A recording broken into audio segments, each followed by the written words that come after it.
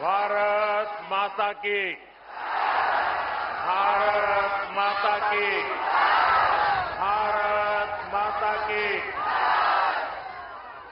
मैं मेरा भाषण शुरू करूं उससे पहले ये बच्ची इतनी छोटी उम्र में इतना चित्र लेकर के आई है, उसके हाथ दुख रहे हैं। उधर भी कुछ बच्चे चित्र लेकर के आए हैं। मैं एसपीजी के लोगों को कहता हूं कि उसको कलेक्ट कर ले, और अगर आपने पीछे अपना एड्रेस और नाम लिखा है तो मैं आपको चिट्ठी लिखूंगा। अगर आपने पीछे अपना नाम पता लिखा है तो मैं जरूर चिट्ठी लिखूंगा। मेरे एसपीजी के लोग आएंगे, सब कलेक्ट कर लेंगे। सारे लोग जो लाए कलेक्ट कर लीजिए। बोले भारत माता की, भारत माता की। जो इस चुनाव में उम्मीदवार है, कैंडिडेट है, वो जरा आगे आ जाए। जो इस चुनाव में कैंडिडेट है वो आगे आ जाए। 1 मिनट, मैं सभी उम्मीदवारों को मिलकर के दोबारा 2 मिनट में आता हूं आपके पास।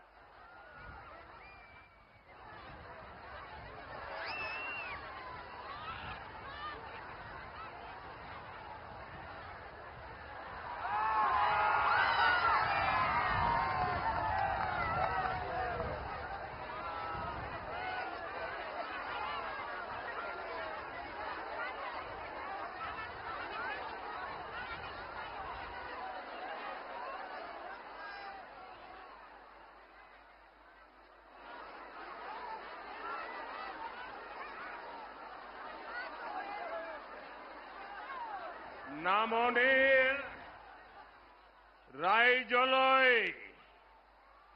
মৰম আৰু শ্ৰদ্ধা জনাইছো। अप्रैल का ये महीना बोहाग बिहू के उत्सव का समय है। आप सभी उत्सव की तैयारी में जुटे हैं, लेकिन इस बार बोहाग बिहू के साथ साथ लोकतंत्र का भी उत्सव है, और मतदान में अब सिर्फ 2 दिन बाकी है। जो उत्साह मैं यहां देख रहा हूं, जो जोश में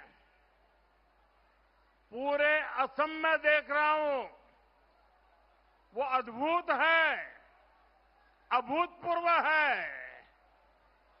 और ये जो जनता जनार्दन दूर दूर वहां रोड पर भी खड़े रहने की जगह नहीं है, ये मैदान भर चुका है। मैं गुजरात में सालों तक काम किया है। अगर मुझे सुबह 10-11 बजे मीटिंग करनी हो तो मैं इतने लोग इकट्ठे नहीं कर पाता था। आपने तो रिकॉर्ड तोड़ दिया, रिकॉर्ड। मैं आपके उत्साह, ये उमंग और हमें आशीर्वाद देने के लिए आए हैं, मैं फिर से आपको प्रणाम करता हूं। असम की जनता ने इस बार 2 काम पक्के कर लिए हैं। एक, असम में बीजेपी एनडीए सरकार की हैट्रिक लगेगी, और दूसरा काम क्या है करने वाले, पता है आपको? पता है? मैं बताता हूं। और दूसरा काम जो होने वाला है, कांग्रेस के शाही परिवार के जो नामदार है ना, जो दिल्ली में बैठे हैं, असम के चुनाव के नतीजे के बाद उनकी हार की सेंचुरी का रिकॉर्ड भी असम के लोग ही बनवाएंगे। तो बीजेपी की हैट्रिक और शाही परिवार के नामदार की पराजय की सेंचुरी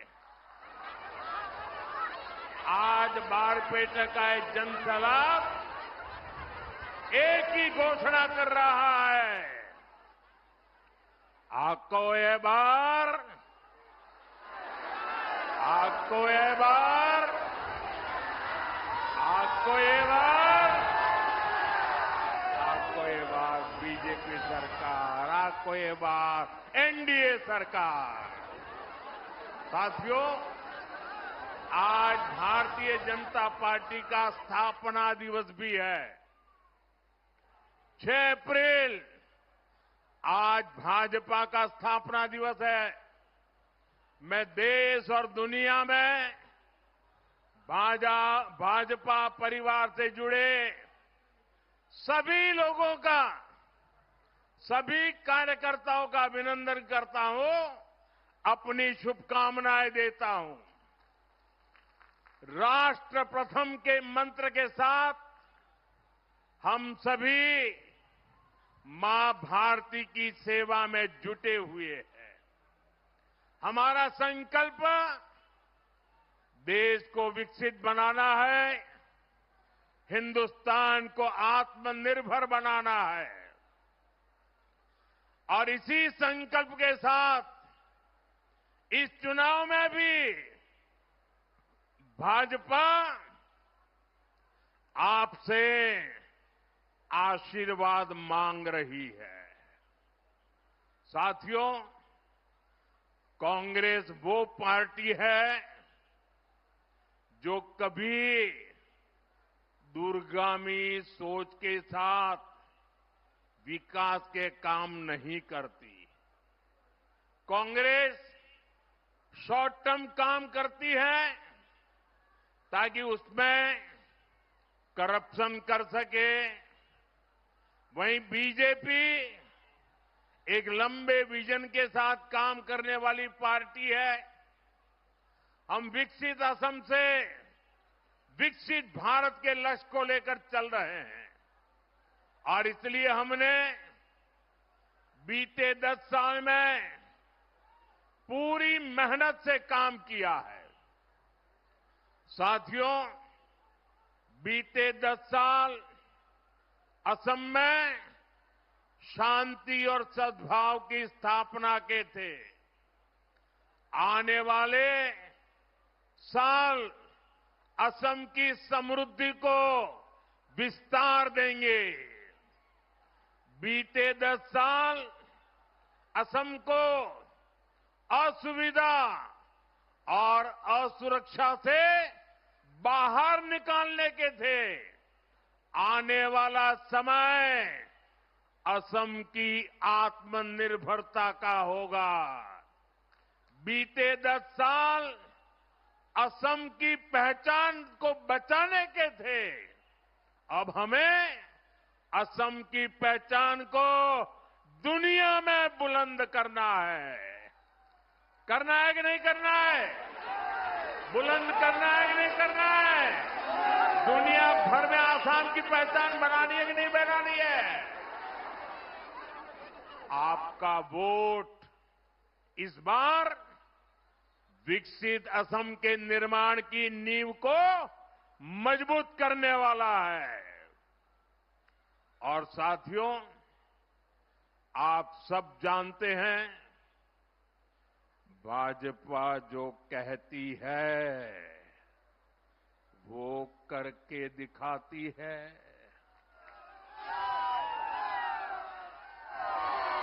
हम असम को उस बुलंदी की तरफ लेकर जा रहे हैं जिसके असम के लोग हकदार हैं। साथियों, यहां से मानस नेशनल पार्क ज्यादा दूर नहीं है। मां कामाख्या का आशीर्वाद इस पूरे क्षेत्र पर है। यहां आस्था और अध्यात्म से जुड़े बड़े स्थान है। असम में जैसे जैसे कनेक्टिविटी सशक्त हो रही है, यहां टूरिज्म का भी विस्तार होता जा रहा है और इसका फायदा पूरे असम को होगा। साथियों, असम का हमारा एक क्षेत्र खार भात के लिए जाना जाता है और मैं सभी धान किसानों को एक खुशखबरी देना चाहता हूं। अब यहां से जोहा राइस,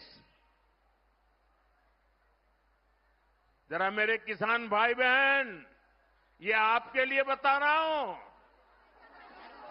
हमारे इस क्षेत्र के किसान जो जोहा राइस पैदा करते हैं ना, वो जोहा राइस की खुशबू अब यूरोप में भी फैलेगी।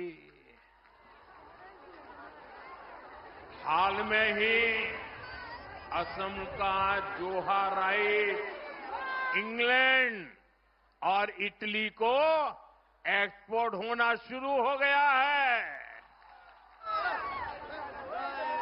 ये असम के सभी धान किसानों की मेहनत का सम्मान है।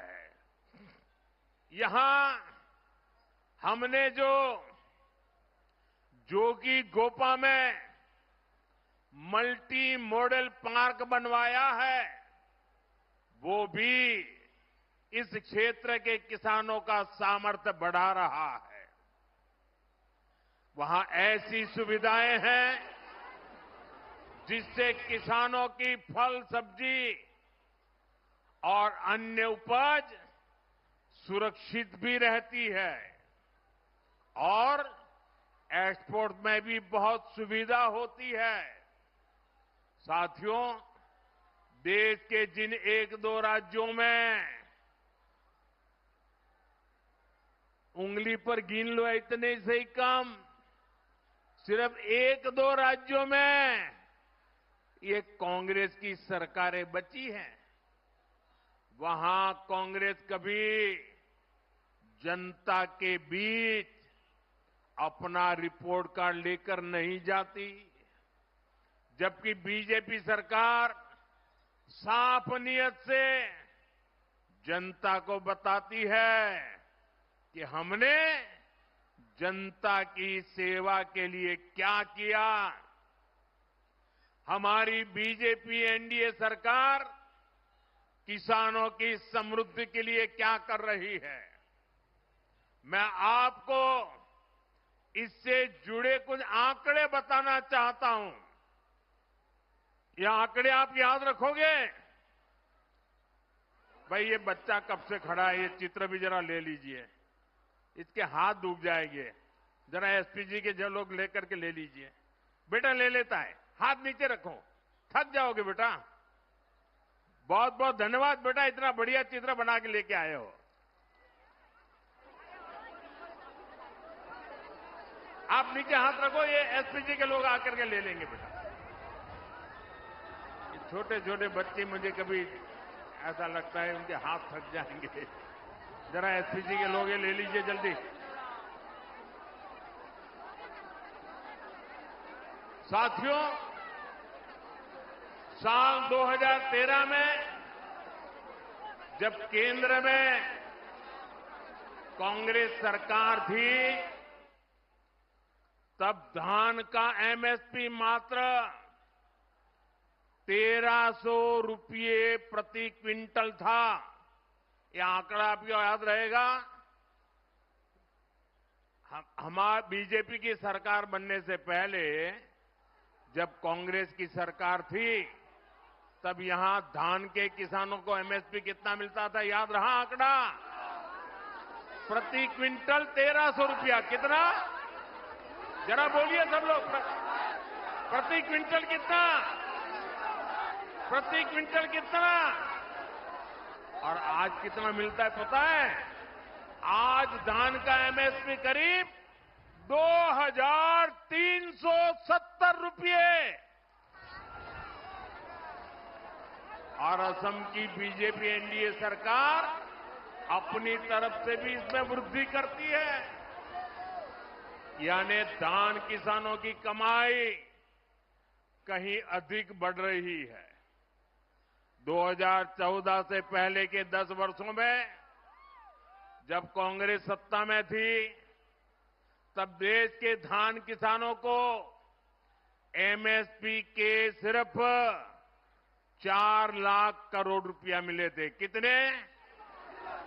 4 लाख करोड़। कितने? अरे जोर से बोलिए ना, कितने मिले थे?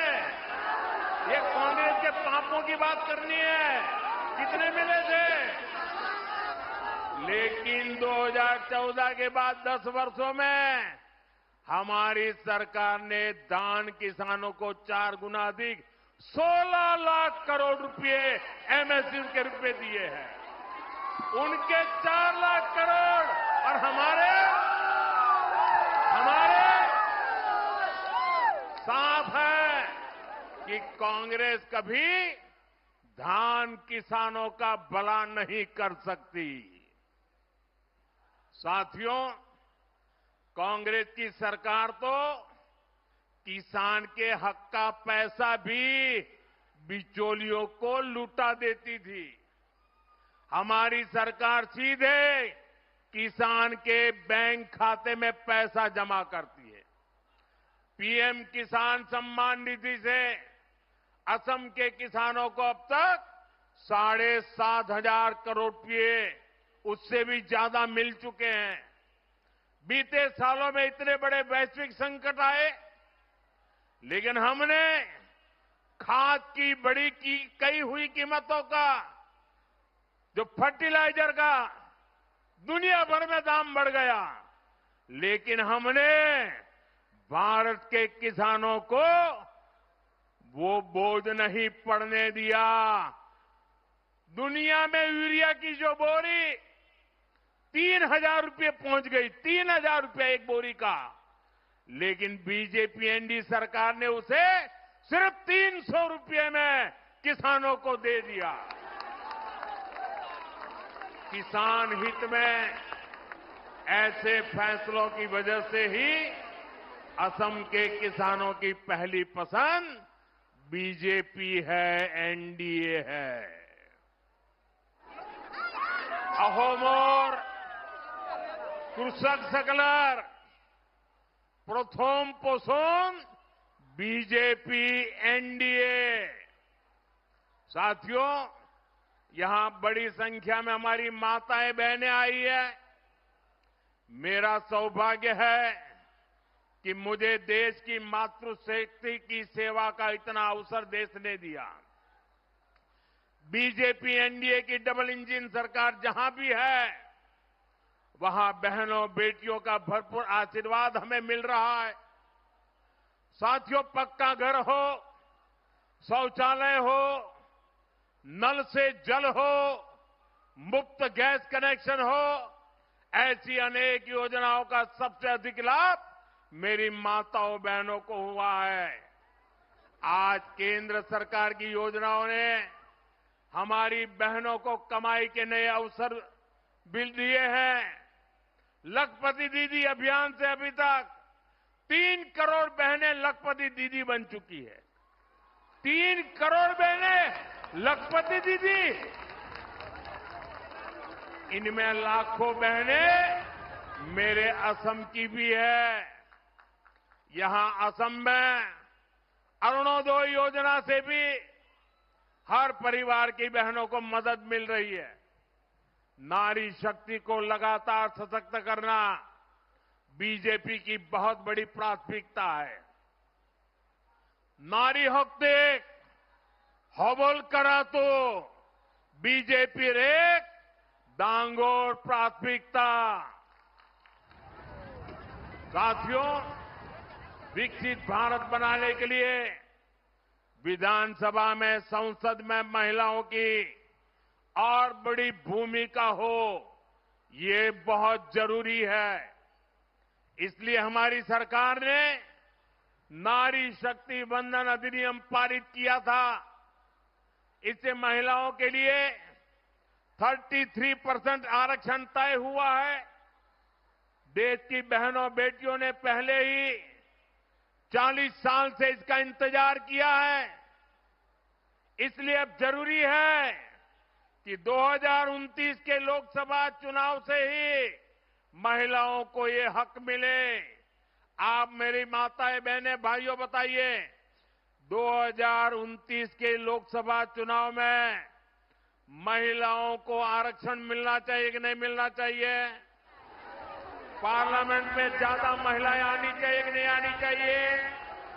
देश का भाग्य निर्धारित करने में महिलाओं की ताकत बढ़नी चाहिए कि नहीं बढ़नी चाहिए? आप सब मेरे साथ सहमत हैं? इसके लिए कानून में कुछ संशोधन आवश्यक है। इसलिए 16 अप्रैल से सरकार ने संसद का एक विशेष सत्र बुलाया है। साथियों, हमने देश की सभी पार्टियों से इसको लेकर चर्चा की है।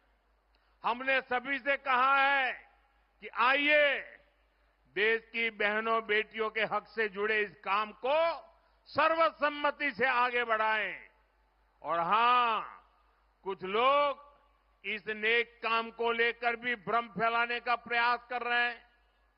देश के सभी राज्यों को इससे फायदा ही होगा, किसी भी राज्य को इससे नुकसान नहीं होगा। नॉर्थ ईस्ट हो, साउथ इंडिया हो, जहां पॉपुलेशन को कंट्रोल किया गया है, उनका रिप्रेजेंटेशन बिल्कुल कम नहीं होगा। हम ऐसी व्यवस्था कर रहे हैं जिसमें महिलाओं के लिए अतिरिक्त सीटें मिले। अभी जितनी सीटें हैं उनमें और वृद्धि हो। इसलिए मैं असम की बहनों से भी विशेष रूप से कहूंगा, आप सभी राजनीतिक दलों के सभी नेताओं से कहिएगा कि इस कानून को सब मिलकर के पास करें। साथियों, विकसित असम के लिए, विकसित भारत के लिए हर क्षेत्र, हर वर्ग का विकसित होना बहुत जरूरी है। लेकिन कांग्रेस ने अपने 60-65 साल के राज में हमारे ट्राइबल परिवार, आदिवासियों के साथ सबसे बड़ा अन्याय किया है। सबसे ज्यादा गरीबी अगर कहीं थी तो आदिवासी क्षेत्रों में रही, और हिंसा की, बम बंदूक की सबसे बड़ी समस्या कहीं थी वो आदिवासी क्षेत्रों में रही। देश के ट्राइबल समाज को कांग्रेस ने सिर्फ यही सब कुछ दिया। साथियों, कुछ साल पहले तक नॉर्थ ईस्ट में ही हर वर्ष औसतन 1000 से अधिक लोग उग्रवाद के कारण मारे जाते थे। बोडो क्षेत्र में क्या क्या हुआ है, हमें कितने लोगों को खोना पड़ा है, कितनी पीढ़ियों के सपने कुचले गए हैं, ये तो आपने बहुत निकट से देखा भी है और भुगता भी है। सालों साल एक खूनी खेल चलता रहा, क्योंकि कांग्रेस की राजनीति, कांग्रेस का करप्शन इसी से फलता फूलता था। कांग्रेस कागजों पर समझौता करती थी, कागजों को लिखा देना, और जमीन पर आदिवासी समाज को धोखा देती थी। इसलिए कांग्रेस के समझौते टूट जाते थे। बोडो समाज के साथ उन्होंने ऐसा ही किया था। साथियों, हमारी सरकार ने ट्राइबल क्षेत्रों में विकास पर फोकस किया है, स्थायी शांति पर फोकस किया है। इसी का नतीजा है कि यहां असम में, नॉर्थ ईस्ट में अब शांति का उत्सव मनाया जा रहा है। हमने ईमानदारी के साथ स्थायी शांति के लिए समझौता किया है, और उस समझौते की एक एक लाइन पर काम करने का प्रयास हो रहा है। ऐसे 10,000 युवा जिन्होंने बंदूक छोड़ी है, उनको मुख्य धारा से जोड़ने के लिए काम किया जा रहा है।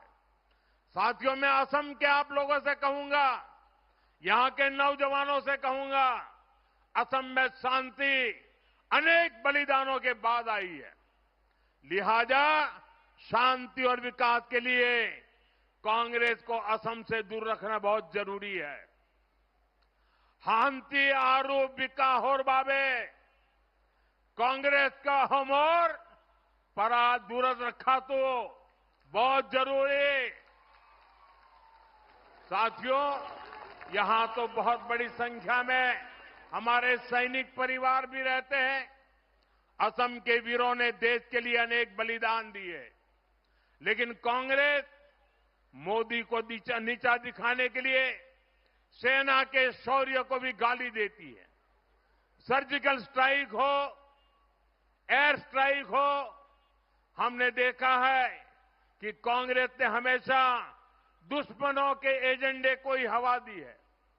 ऑपरेशन सिंदूर के दौरान भी हमारी सेनाओं ने पाकिस्तान को कुछ ही घंटों में घुटने टेकने पर मजबूर कर दिया था, लेकिन कांग्रेस ने वही गीत गाया जो पाकिस्तान ने लिखा था, जिसकी धुन पाकिस्तान ने तैयार की थी और जो पाकिस्तान को पसंद है।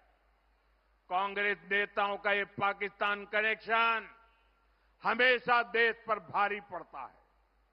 साथियों, कांग्रेस ने हमारी फौज से कैसे विश्वासघात किया है, इसका एक उदाहरण वन रैंक वन पेंशन भी है। कांग्रेस ने मेरे फौजी भाइयों को दशकों तक ओआरओपी से वंचित रखा। कांग्रेस सिर्फ 500 करोड़ रुपए दिखाकर झूठ कहती थी कि ओआरओपी लागू करेगी। ये बीजेपी एनडीए सरकार है जिसने ओआरओपी का लाभ मेरे फौजी परिवारों को दिया और अब तक 1,24,000 करोड़ रुपए से ज्यादा यानी करीब करीब 1.25 लाख करोड़ रुपया ओआरओपी के पूर्व फौजियों को उनके खाते में जमा कर दिया गया है। साथियों, सत्ता के लिए कांग्रेस कुछ भी कर सकती है और असम को इसका बहुत नुकसान हुआ है। हमारे बोडो समाज की हुदुम पूजा और कोज राजवंशी समाज का बाथो, ये प्रकृति, संस्कृति और आस्था के तालमेल का शानदार उदाहरण है। बारपेटा का तो हमारे पवित्र सत्रों की भूमि भी कहा जाता है। श्रीमंत शंकरदेव जी, माधव देव जी, दामोदर देव जी, हरिदेव जी, ऐसे गुरुओं की परंपरा पूजनीय है। ये हमारी आस्था है, लेकिन कांग्रेस ने तो हमारी आस्था को भी घुसपैठियों को सौंप दिया था। हमारे पवित्र सत्र की हजारों बीघा जमीन पर कांग्रेस ने घुसपैठियों को कब्जा करने दिया था। यहां बरपेटा सत्र की बहुत बड़ी जमीन भी अवैध कब्जे में थी। साथियों, कांग्रेस ने असम की जमीन पर अवैध कब्जे होने दिए। बीजेपी एनडीए ऐसे हर अवैध कब्जों से असम को मुक्त करा रही है और अब हमारी सरकार असम की मूल संतानों को, जनजातीय समाज को, चाय बागान के साथियों को जमीन के अधिकार दे रही है। हजारों बीघा जमीन के पट्टे असम के ऐसे लाखों जरूरतमंद परिवारों को दिए गए हैं। साथियों, आपको बहुत सावधान और बहुत सतर्क रहना है। कांग्रेस खुलकर घुसपैठियों का साथ दे रही है। आप मुझे बताइए, एक घुसपैठियों को निकालना चाहिए कि नहीं निकालना चाहिए?